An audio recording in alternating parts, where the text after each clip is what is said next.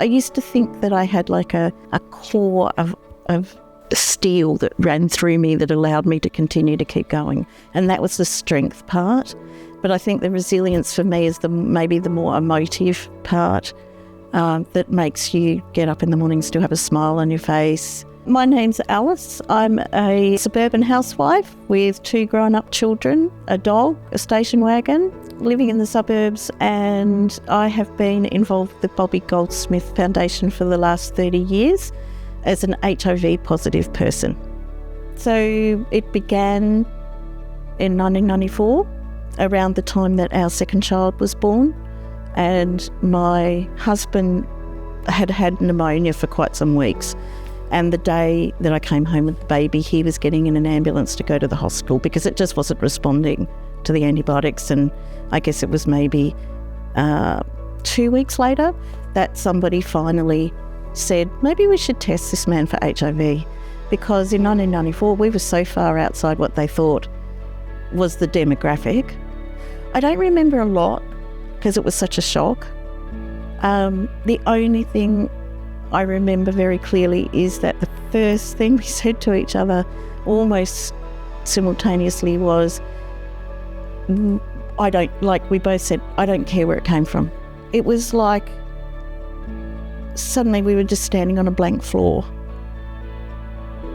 There was nothing ahead of us, nothing side to side. It was just this blank. I do think there's still a lot of stigma around it.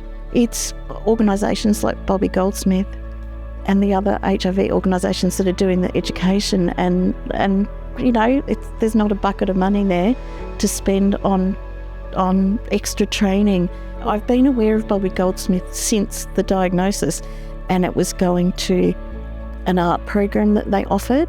It has brought back my resilience, and it really boosted my confidence. And I know that since that first lesson, my resilience is just growing and growing and growing and growing.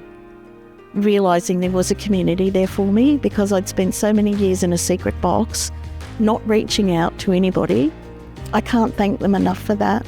I think that's the biggest thing, is I would say to anyone newly diagnosed, is tap into a community. It can be painful to reach out for help, but it's the thing that really will work. Without people's generosity, the programs that they offer wouldn't exist. Maintaining those services for the whole community, not just being able to offer it to 1 or 2. That's where the generosity makes the huge difference.